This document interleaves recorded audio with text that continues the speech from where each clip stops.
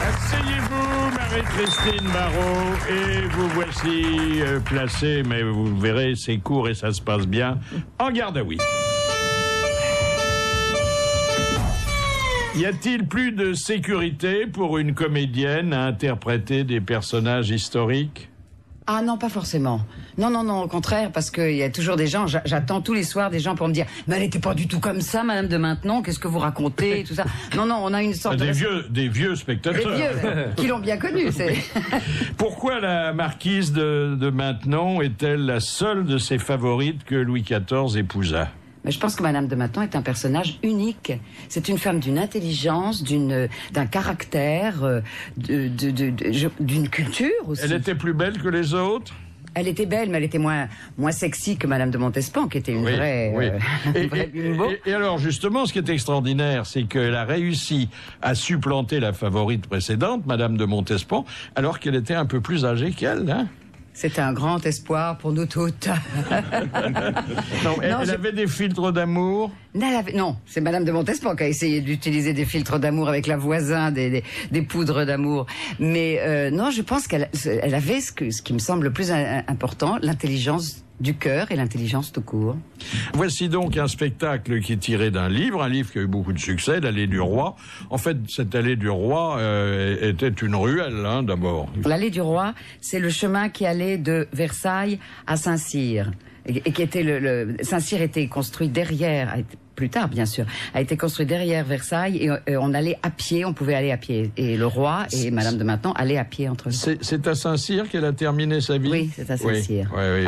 Enfin, très pauvre. Hein. En quoi la version scénique diffère-t-elle du roman ? On n'a pas pu s'écarter de l'histoire. Hein. Non, mais il n'y a pas un mot dans la version scénique qui soit pas dans le roman. Le roman a 600 pages, donc forcément c'est un condensé. Je crois que la version scénique a ce côté dynamique d'une femme qui, à 84 ans, revoit toute sa vie depuis sa naissance dans la prison de Niort, il faut pas oublier. Elle est née dans une prison et qui finit quand même 32 ans. Elle est née dans une prison parce que son papa avait fait des bêtises et parce que son papa avait quand même séduit la geôlière. Hein. Enfin la geôlière c'est pas terrible. Le père il avait quand même un peu de sang aristocratique, tandis que la geôlière c'était vraiment... elle a aucun respect pour sa mère. Alors pourquoi l'auteur du roman, Françoise Chandernagor de l'Académie Goncourt, était-elle réticente à cette adaptation ? Je sais pas si elle était réticente. Je crois qu'au départ, oui, elle pensait pas du tout que ça pouvait être pour elle, c'était une matière romanesque. Voilà. Mais parce que c'est un monologue quand même. Hein. Vous savez qu'il y a eu une adaptation magnifique pour la télévision par Nina Companès avec Dominique Blanc et Didier Sandre. C'est magnifique. Mais là, il y avait plusieurs personnages. Mais là, ils ont joué le jeu. Est-ce que votre pudeur ne souffre pas trop des changements de costume à vue ? Mais non, mais je me mets pas... Je ne suis pas nue entre deux robes, cher Philippe. J'ai une robe noire, très belle, une sorte de robe de bonne sœur d'ailleurs, et c'est sur cette robe noire que je mets et que j'enlève toutes les robes d'apparat et les costumes de Louis XIV aussi, car j'apparais 2 fois en Louis XIV avec les perruques. C'est un marathon, hein. Je crois qu'il y a un côté spectacle grâce à ça. Oui. Est-ce que le roi Soleil se tenait aussi bien au lit qu'à table ? Je pense qu'il s'est tenu très très bien pendant longtemps, mais à la fin, elle s'en est un peu plainte. À 77 ans, elle dit le roi me rendait encore ses devoirs conjugaux avec une régularité de jeune homme plus digne en vérité d'étonnement que d'éloge. Oui, oui. Mais si elle avait 77 ans, il en avait 75. Oui. Mais il continuait quand même à exiger son dû. Généralement, quand elle était à Versailles et que le roi n'était pas loin, ils se voyaient dans la journée, il y avait des petits câlins. À 4 heures. Sa vie était réglée comme du papier à musique. Il y a un moment très drôle où elle raconte sa vie de 6 heures du matin à 10 heures du soir. Je peux vous dire que personne d'entre nous n'a envie de vivre cette vie-là. Et à 4 heures, il arrive et pendant 1 heure, soit elle reçoit ses caresses, soit elle console ses peines. Et le reste du temps, il est là avec ses ministres, travaillant, s'occupant pas d'elle. Non, c'était une vie terrible. Est-ce que le roi était pleinement au courant de son passé ? Ah, parce qu'elle avait beaucoup roulé. Je pense quand même. Bah, elle n'a pas tellement roulé. Elle a surtout été la femme de Scarron, qui était un des grands esprits de l'époque. Oui, mais il était à la fois débauché et difforme. Bah oui, il était obligé d'être débauché parce que vu sa difformité, je pense pas que les choses normales. Alors il avait monté, et je ne sais pas si vous le reconstituez sur scène, un petit spectacle public où il y avait sa femme, donc la future marquise, et où il y avait son valet. C'était assez choquant d'ailleurs. C'était terrible parce que, et comme il avait beaucoup d'esprit, effectivement, mais en même temps il était méchant. Et comme tout le monde se moquait de lui, à partir du moment où il a été marié avec Françoise d'Aubigné, tout le monde savait qu'il pouvait pas, par exemple, lui faire d'enfants, c'était évident. Alors, il avait monté tout un petit spectacle dans lequel on lui disait, mais enfin, il faudrait aussi avoir d'elle un enfant. Alors il disait, mais je vais demander à Mangin, mon valet de chambre, de lui faire. Mangin, ne feras-tu pas bien un enfant à ma femme? Tout ça devant Françoise d'Aubigné, enfin devant sa femme, qui évidemment avait 16 ans et voulait disparaître sous terre. Mais en même temps... attendez, et le valet disait bien sûr... Il disait, il pouvait pas dire non. Non. Mais en même temps, je crois que c'est ce passage dans la vie de Scarron et dans le salon de Scarron qui a fait de Madame de Maintenon une femme étonnante pour l'époque. Une femme pleine d'esprit, une femme... cultivée, une femme intelligente. C'est là qu'elle a fait. Parce qu'avant, elle s'occupait des bêtes. Les différentes personnes de sa famille qui se sont occupées d'elle lui faisaient s'occuper des chevaux et des poules. Elle était une petite campagnarde, elle connaissait rien à rien. C'est Scarron qui a fait son éducation.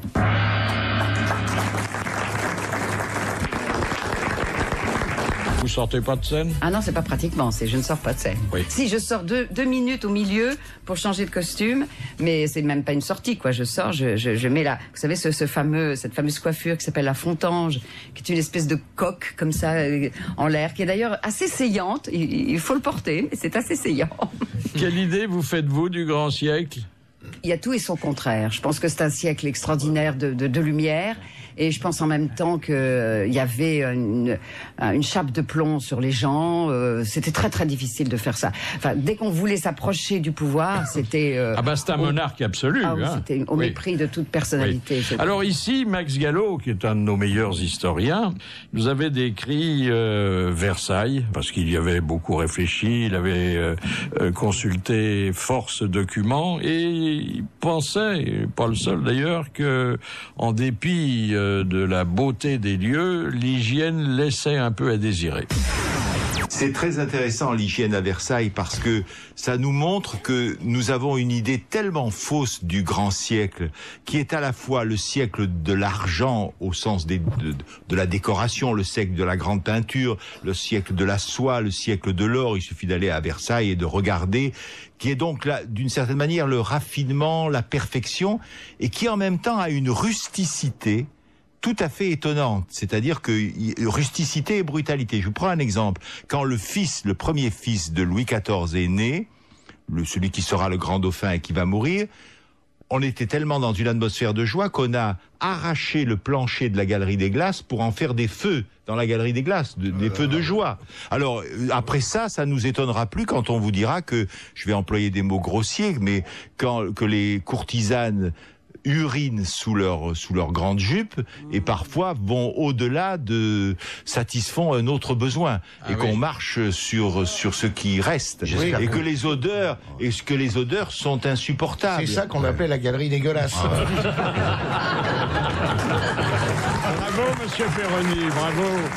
Et personne n'a dit que dans les livres qui relataient cette époque, la table des matières était plus importante que le reste. Exactement.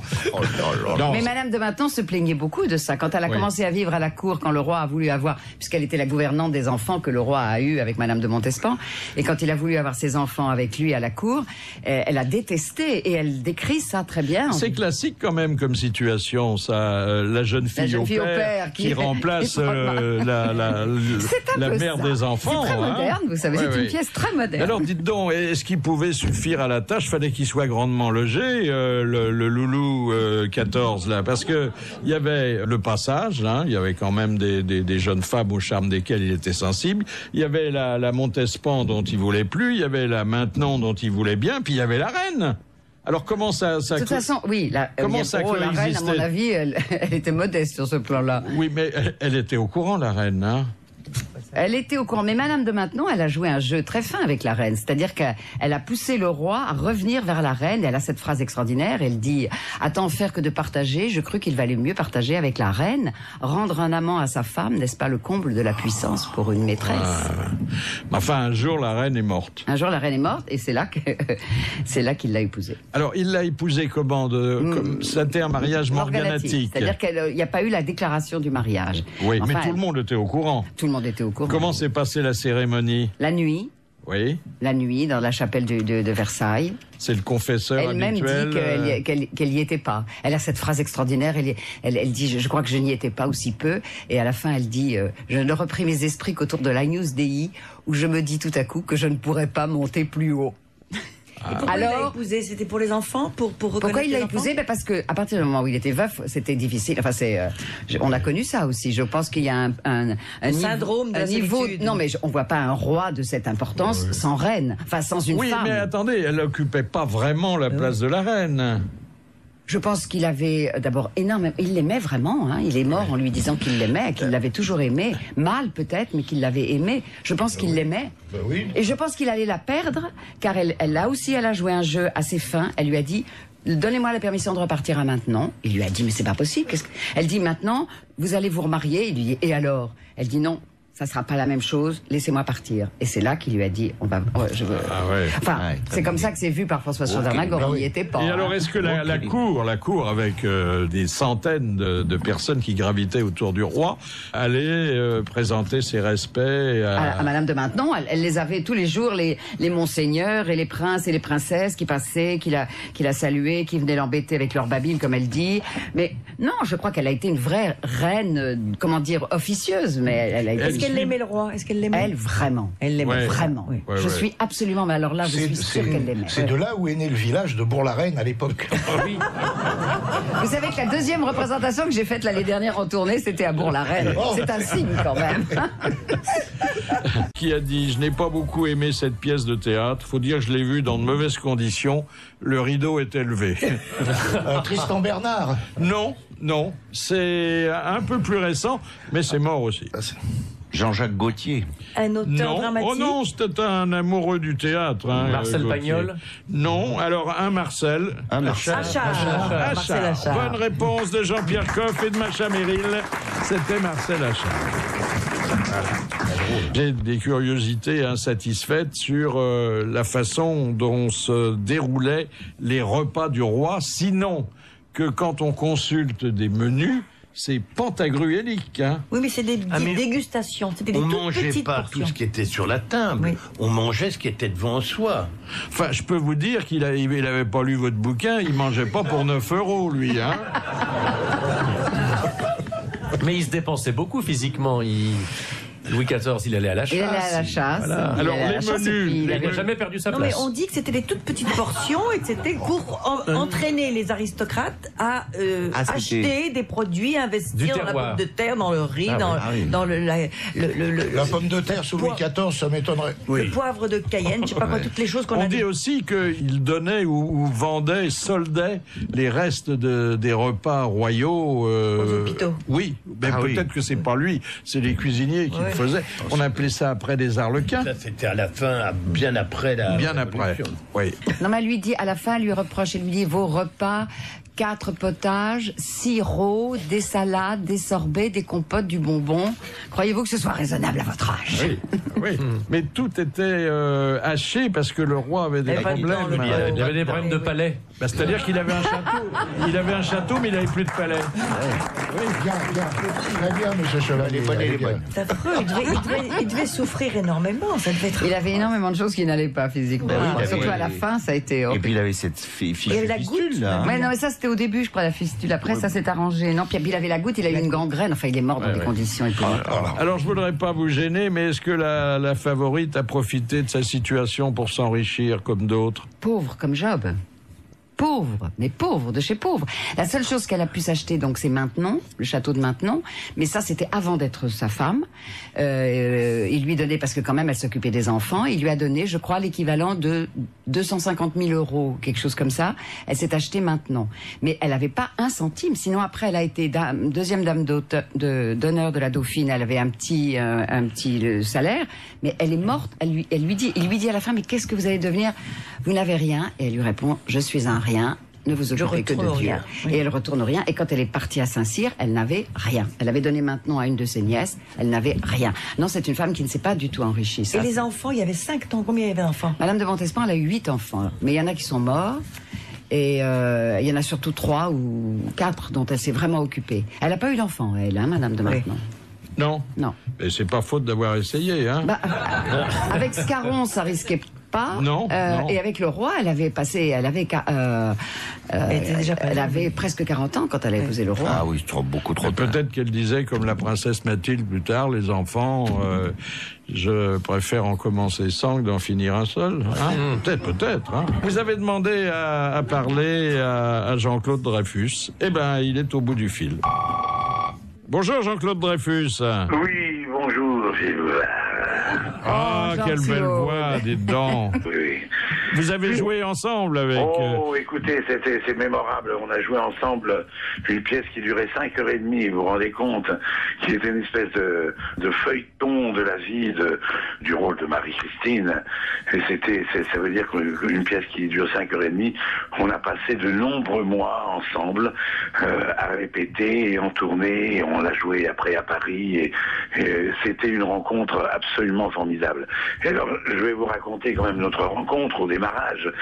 C'est Jacques Rosner qui avait mis en scène L'étrange intermède de Nil. Et quand il a fait sa distribution, c'est une pièce qu'il voulait monter depuis très longtemps pour Marie-Christine, puisque c'est la vie de cette femme sur une trentaine d'années. Et puis, il a fait la distribution autour de Marie-Christine, bien évidemment. Et moi, je faisais Tonton Charlie. Il m'a demandé si je voulais bien faire ce rôle. Et il y a eu une première rencontre. Et Jacques Rosner, que l'on adore, que l'on aime beaucoup, avait raconté à Marie-Christine. Bien sûr, je connaissais Marie-Christine. Je l'ai vue au cinéma, je l'ai vue au théâtre. Mais on ne se connaissait pas de visu encore.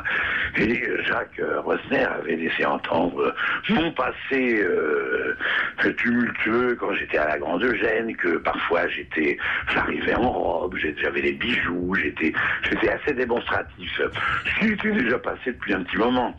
Et ce qui fait que notre première rencontre, pour moi, reste absolument un souvenir rigolo, parce que je savais qu'il avait raconté des choses un petit peu étranges, et que le regard de Marie-Christine sur moi était un petit peu dubitatif de savoir comment ça allait se passer. Je vais faire quand même son amoureux dans la pièce. Tu t'en souviens? Je me souviens. Est-ce que tu avais déjà joué le Claudel, l'échange? Oui, j'avais déjà fait l'échange. Mais alors, qu'est-ce que Rosner avait dit pour... Moi, je peux vous dire ce qu'il m'avait dit, parce que le jour où on avait eu la première répétition, c'était donc à Toulouse, et Rosner, que je connaissais bien déjà, puisque j'avais joué avec lui le partage de midi de Claudel, il m'invite à déjeuner en me disant, on va faire un petit déjeuner ensemble tous les deux, puis après on rejoint le groupe.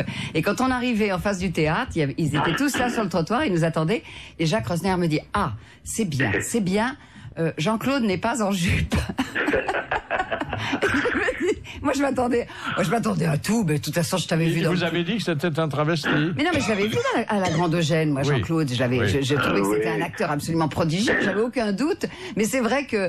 Et depuis cette aventure, on est devenus très amis, comme frères et sœurs, et on a passé des moments absolument extraordinaires pendant quelques années, puisque finalement, ça a duré très longtemps, cette pièce, et on a été vraiment très, très heureux et très proches, et finalement, ce travelot qui est arrivé dans ta vie... Marie-Christine était en pantalon Comment? Marie-Christine était en pantalon, en costume d'homme ou... Non, elle était belle comme toujours. Elle était en jupe et elle était toujours très belle comme elle est toujours. Hein. Vous venez de publier un livre, Jean-Claude Dreyfus? Oui, les histoires à la con, les questions à la con. C'est le tome numéro 2. Vous vous rendez compte? Donc c'est des questions à la con qui ne sont pas si stupides que ça, qui sont un tout petit peu philosophiques et par exemple. par exemple, comment fait-on quand on achète un boomerang pour se débarrasser de celui qu'on avait avant, par exemple, voilà. Oui. Vous donnez la réponse? Non, il n'y a pas de réponse. Bah oui, c'est pas l'intérêt. Les questions à la Comte sont sans réponse, quoi. Hein. Voilà. Oui. Merci Jean-Claude Dreyfus. Merci. Merci Jean-Claude, à bientôt. Ça a l'air d'un joyeux compagnon. Hein. Oh, mais c'est un homme que j'adore. C'est la bonté sur la terre, c'est la gentillesse, et puis c'est le talent surtout. Oh non, c'est un grand frère que j'adore. C'est vrai que c'est son emblème, c'est le cochon. Ah, le cochon. Oh là là, mais il a une collection de cochons inimaginable. Mais de toutes sortes. Oui, le cochon est un animal. Tout est bon dans le cochon. Hein. De la queue jusqu'au menton. Voilà. Et comme disait Edgar Faure, quand on tue le cochon, tout le monde est heureux, sauf le cochon.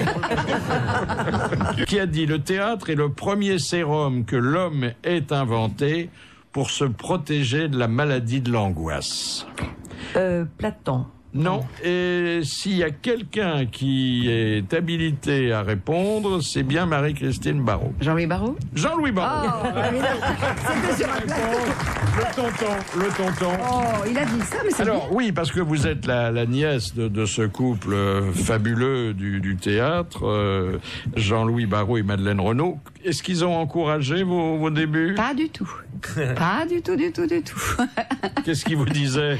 Il me disait que ma tante, qui a toujours eu la dent un peu dure pour les actrices, me disait, et pour les femmes en particulier, en général, me disait: enfin, de toute façon, avec le physique que tu as, tu ne feras sûrement pas de cinéma. Déjà.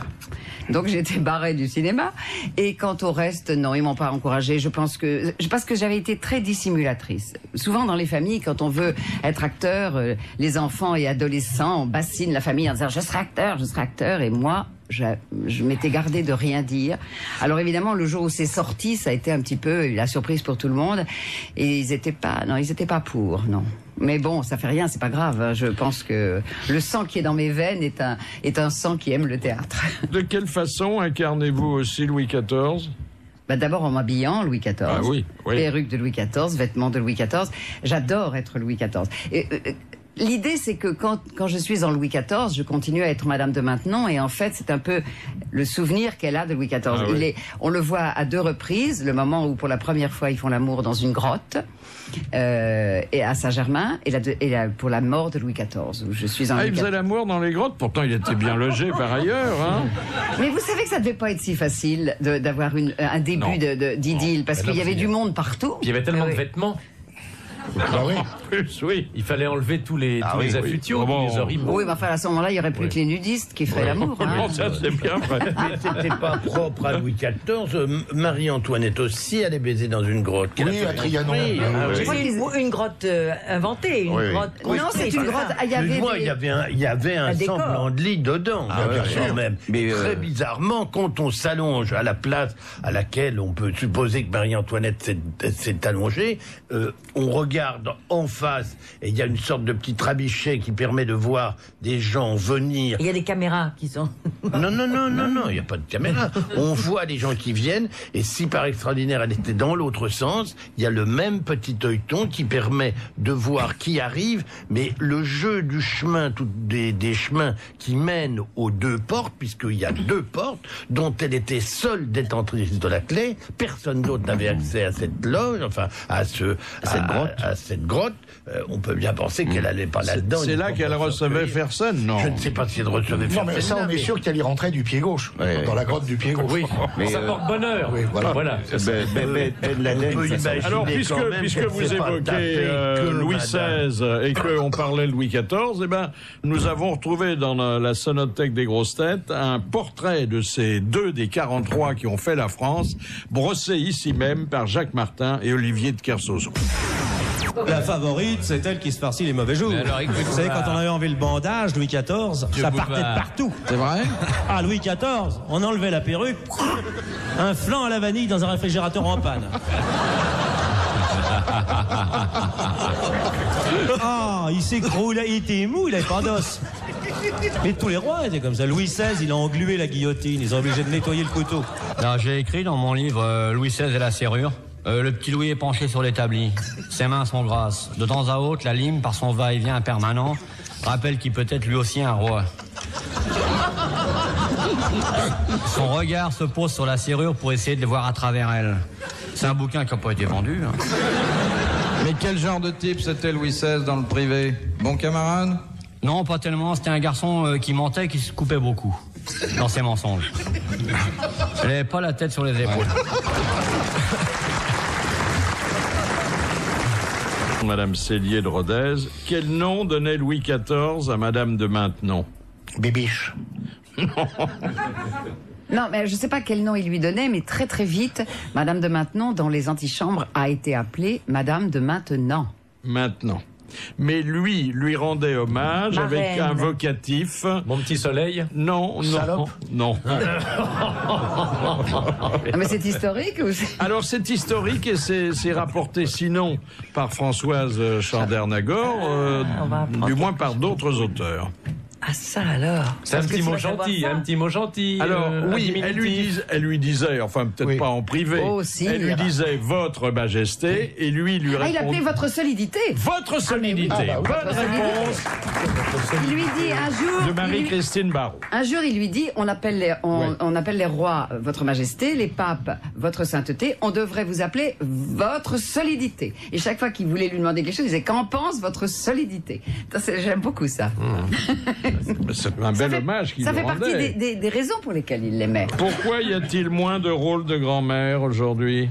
Parce qu'il n'y a plus de grand-mère. Parce que les grand-mères sont tellement jeunes que... Je suis pas sûre qu'il y ait moins de rôles de grand-mère. Moi, je crois que ça vient un peu. Mais ça fait un moment, moi, depuis que je suis grand-mère, et je le suis plusieurs fois, 5 fois, je dis qu'au contraire, je trouve qu'on devrait beaucoup s'intéresser beaucoup plus aux grand-mères. Oui, non, mais vous souhaitez qu'il y ait plus de rôles de grand-mère, donc c'est qu'il n'y en a pas assez. Bah, vous savez bien qu'à partir d'un certain âge, les rôles se raréfient un petit peu quand même. Il y en a pas assez, elles font toutes du café. Café grand-mère. Non, c'est... Et pourquoi elles font toutes du café? Parce qu'elles ont que ça à foutre, les vieilles. Oui, mais le problème des grand-mères aujourd'hui, c'est qu'elles sont plus vieilles. Il faudrait aller au moins à arrière-grand-mère pour trouver l'image de grand-mère qu'on a dans la tête. Parce que les grand-mères d'aujourd'hui sont des femmes qui continuent, qui sont encore dans le monde du travail, dans le monde de l'amour, dans le monde de la vie, et qu'elles sont plus des mémés confitures qui font... surtout si ce sont les deuxième ou troisième épouses des grands-pères. Ah, ça c'est autre chose. Il y a ça aussi. Puis les familles recomposées, il y a 3 ou 4 grand-mères. Ça rajeunit les cadres. Les générations se bousculent. Les grand-mères recomposées, ça existe avec la chirurgie esthétique. Bien sûr. La mienne, elle est décomposée. Elle est très décomposée. Elles sont rechappées. Très pratique. Je voudrais vous dire que le triangle que vous devez avoir dans votre automobile, vous l'avez acheté pour rien. Oui. Eh ben oui, pas pour rien, parce que ça coûtait 9 €. Il y avait le choix entre le livre un déjeuner chez Jean-Pierre Coff mais le matériel évoqué était obligatoire, alors que le déjeuner, pour l'instant, est facultatif. Eh bien, on a observé ce que ça donnait depuis 6 mois, et c'est catastrophique, mais catastrophique. Alors, d'abord, l'automobiliste se met en danger quand il va placer le triangle. À 50 mètres. Évidemment. Oui. Ah oui, bien sûr. Même s'il a revêtu ce gilet particulièrement saillant conçu par Lagerfeld. Oui. Ensuite, dès qu'il a installé le triangle, il remonte dans sa voiture, mais s'il passe un poids lourd, le triangle s'affaisse complètement. Ils sont cons à la sécurité routière, mais c'est incroyable. Ensuite, quand le triangle ne s'affaisse pas, il n'est pas très visible. On voudrait savoir qui a eu cette idée de génie. C'était juste l'occasion de nous donner une contravention si on l'avait pas. Oui, c'est tout. C'est un piège Afrique. Et donc, parce qu'il faudrait vendre avec une grosse pierre pour le faire tenir. Il vaut mieux allumer les feux de détresse. Bien entendu, mais oui. Les Belges, ils posent le gilet sur le triangle.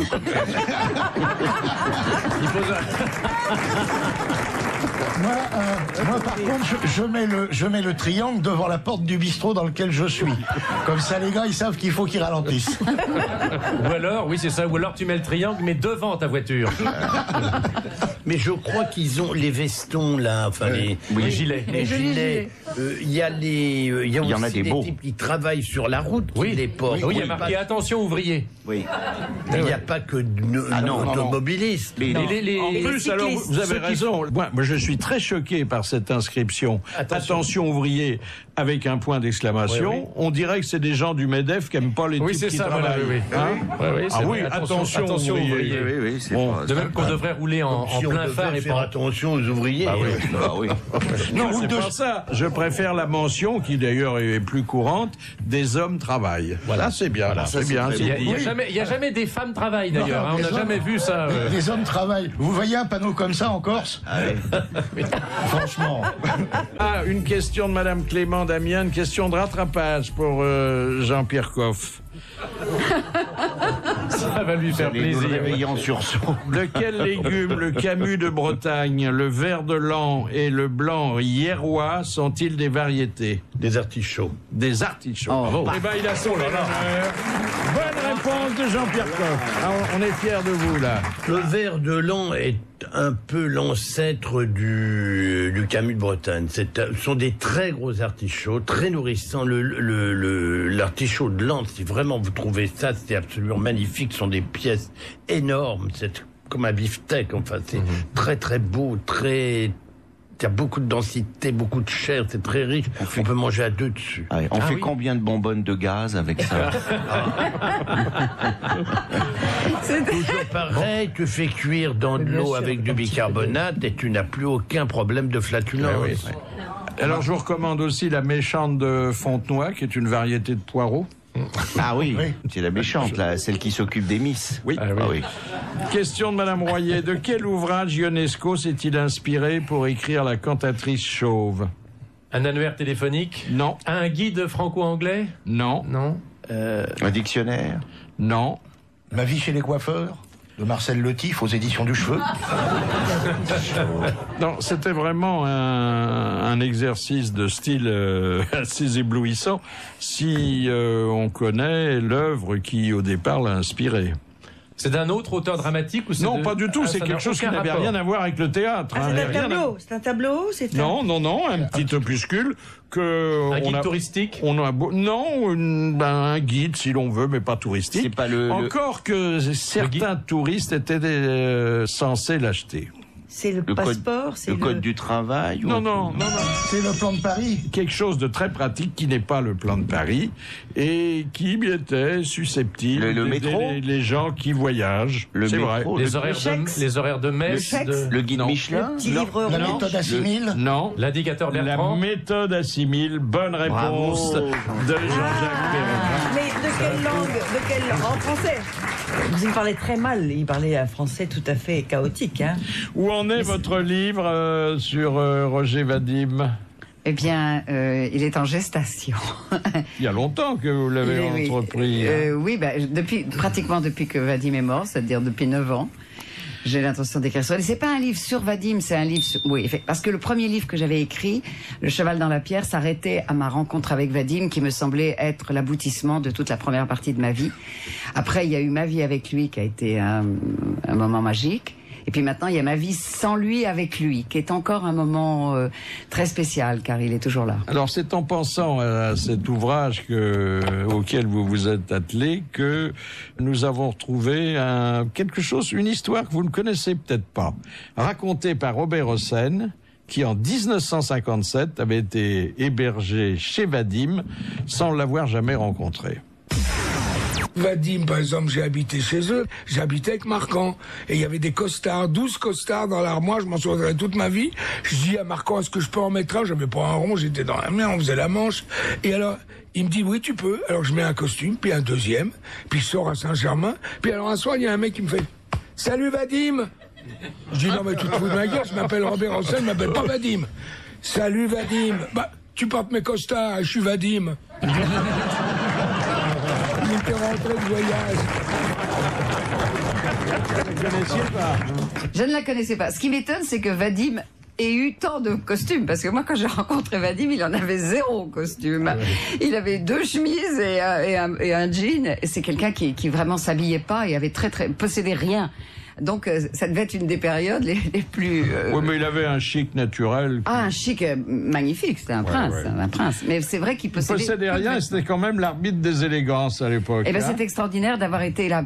Un soir, il y a eu une manifestation à Paris, organisée, une soirée de l'élégance, tout ça, et il était dans les primés. Il me dit, il faut que j'y aille. Alors on est parti, mais si vous aviez vu la séance pour s'habiller avant de partir, il me dit, mais qu'est-ce que je mets? J'ai pas de smoking, j'ai pas de souci. On a fini par trouver un pantalon, une veste, enfin tout ça. Je dis, quand je pense que tu vas être salué comme un des hommes les plus élégants de ton temps, vraiment, en tout cas, c'est pas grâce aux vêtements. Qu'est-ce que vous avez contre les entr'actes, contre les rappels qui, pour d'autres, appartiennent au rituel du théâtre? Ah, les rappels, j'ai rien contre les rappels. Au contraire, j'adore les applaudissements. Sauf quand ça vient des impôts, évidemment. Ouais. Et puis, moi, j'aime pas les rappels, j'ai peur des piqûres. Mais les entr'actes, alors là, pour le coup, en tournée l'année dernière, on avait fait un entr'acte.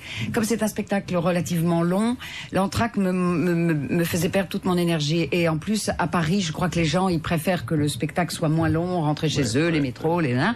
Et donc, enfin, il y a des entr'actes prostatiques qu'il faut quand même pas oublier complètement, non? Oui.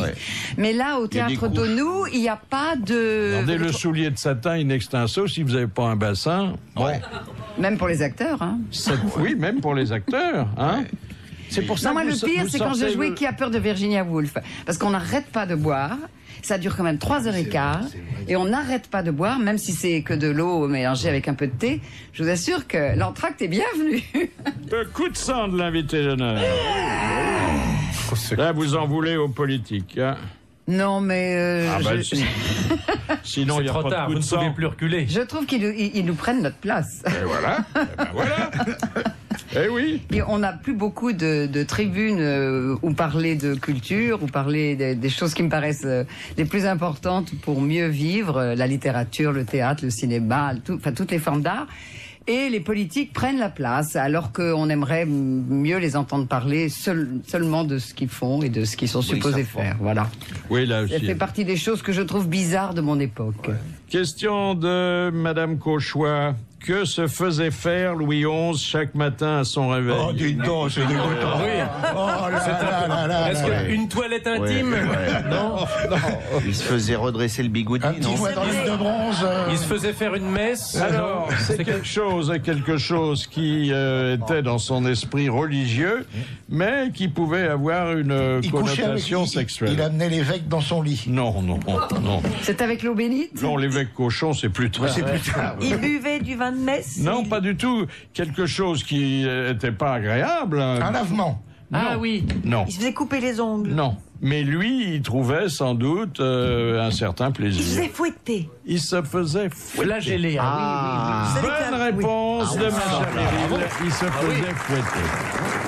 Mais par une jeune femme ou par un gars solide? Une infirmière. Un gars bien bâti? Il se faisait fouetter 33 fois. Ah oui. Parce que Jésus-Christ était mort à 33 ans. Et il sentait pas bon, il fouette. Il est mort à 33 ans, mais il est mort à 33 ans et pourtant il fumait pas, il buvait pas, il baisait pas, et puis voilà. Je trouve qu'on ne se fait pas assez fouetter. Il va falloir réfléchir à ça. Mais Louis XI, il est mort jeune aussi quand même. Par rapport à Louis XIV. Il aimait beaucoup les fillettes. Oui. Ah oui, c'était les cages où il mettait ses petits amis, les fillettes. Hein. Oh, c'était un drôle de bonhomme. L'oiseau. Non, je crois que 14 était mieux. Hein.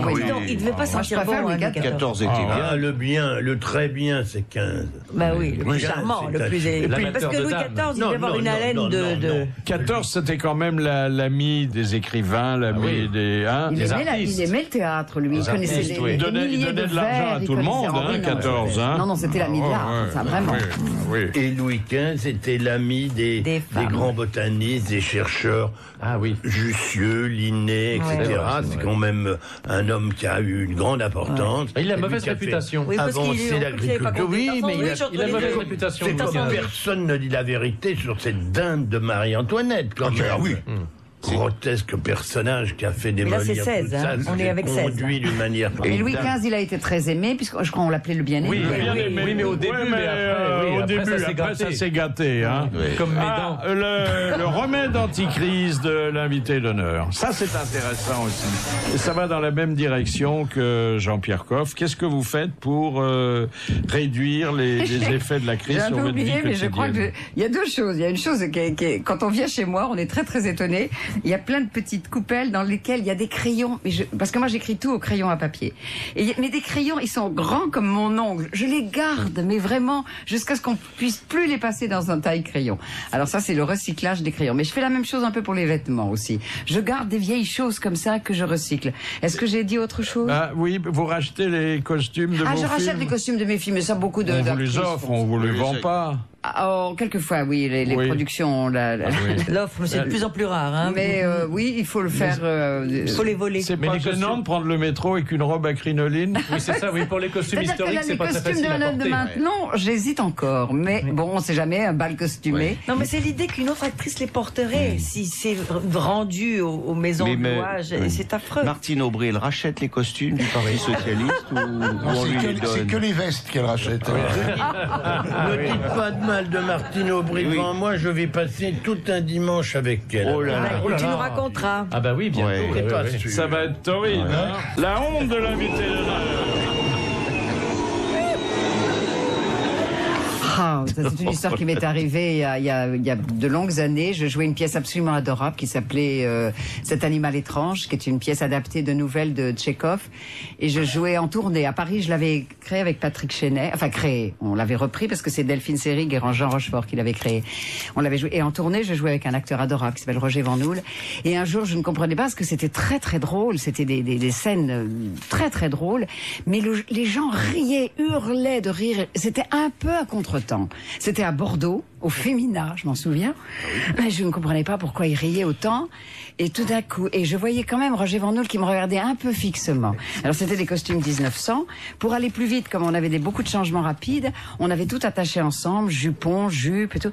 Et en fait, ça avait été mal attaché. Et au fur et à mesure que la scène avançait, tout descendait, tout descendait, tout descendait. Le jupon, la jupe. J'étais quasiment en corset, en bas et corset, et tout descendait. Et lui ne me disait rien, mais simplement il me regardait fixement et le public hurlait. Je vous jure qu'au moment où je me suis rendu compte que mes jupes étaient au niveau de mes genoux, là j'ai vraiment cru mourir de honte.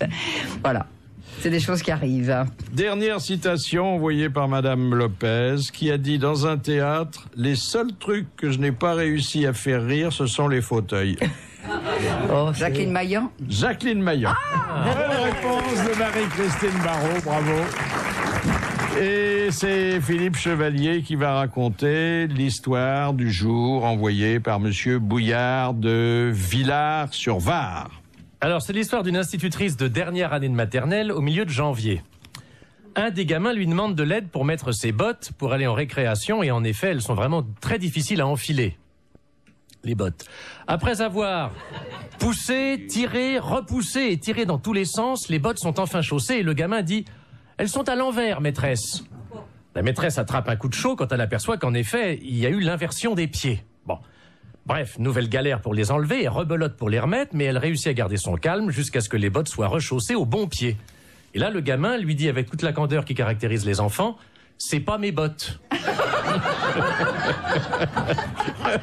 À ce moment-là, elle fait un gros effort pour ne pas lui mettre une baffe, se mord les lèvres, se calme et lui demande pourquoi il ne l'a pas dit avant. Comme le gamin voit bien qu'il a contrarié sa maîtresse, il ne répond pas. Elle dit alors: bon, allez, on les enlève. Et elle se met à nouveau au boulot. Le deuxième pied est presque sorti quand le gamin poursuit: c'est pas mes bottes, c'est celles de mon frère, mais maman a dit que je devais les mettre. Là, la pauvre institutrice a envie de pleurer, mais une nouvelle fois, elle se calme et entreprend de lui remettre ses bottes. L'opération est enfin réussie et la maîtresse se sent fière d'avoir réussi. Pour aller jusqu'au bout, elle le met debout, lui fait enfiler son manteau, lui met son cache-nez et lui demande: où sont tes gants? Et là, l'affreux Jojo lui répond le plus simplement du monde: je les ai mis dans mes bottes. Voilà, histoire vécue et bien racontée par Philippe Chevalier. Et aujourd'hui, nous avons eu le plaisir de revoir, puisque nous la connaissons depuis longtemps, Marie-Christine Barrault, qui joue l'Allée du Roi au Théâtre d'Aunou. Merci, bravo, à demain.